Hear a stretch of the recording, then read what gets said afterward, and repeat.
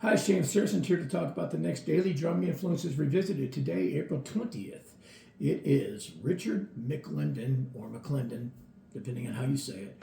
Um, Richard is a personal friend as well as a mentor to me.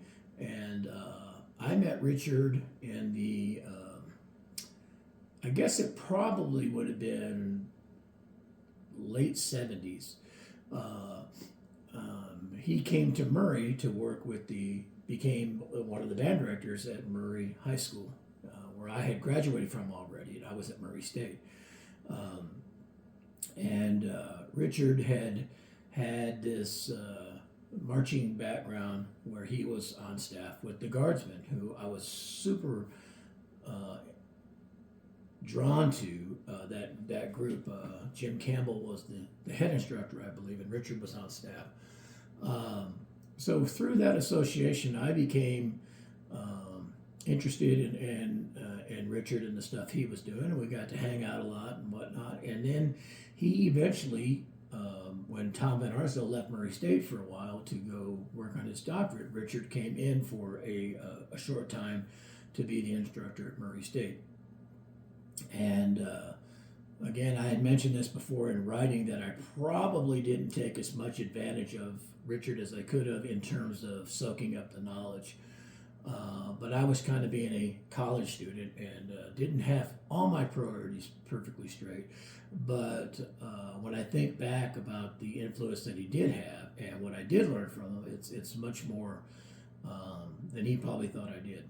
Um, and he's in California now, but Richard became the instructor for a drum corps out of Evansville, Indiana called the Imperial Guard. And I went up there with Richard and was going to do that, but I basically got a gig that was going to pay me so much that I couldn't afford not to take that gig and not make that money. So that was my impetus for not marching in that group. And then Richard went on to become another instructor for a group out of Cincinnati. I think it was called the Pride of Cincinnati. And then he left the area of Western Kentucky and went down to southern Georgia, I believe, and was very successful for a huge number of years. I think it was Moultrie, somewhere in that area. But anyway, Richard has a huge line of students that have gone on to become very, very well known and very prominent players. And I've got still some of Richard's handwritten warm ups, some of his handwritten solos. And he was definitely an influence on me. And he came from that Troy, Alabama area. And then I think he transferred and went to Jacksonville State University for a while.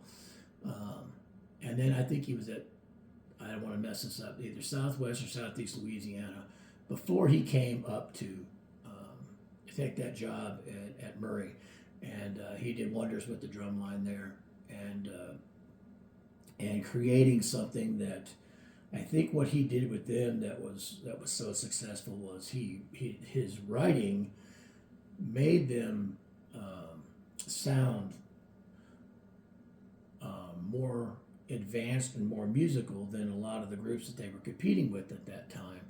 I'm not going to say it was super difficult, but I think what it was very intelligently written, and they were able to play it and execute it at a higher level, as opposed to writing something difficult that they struggled with.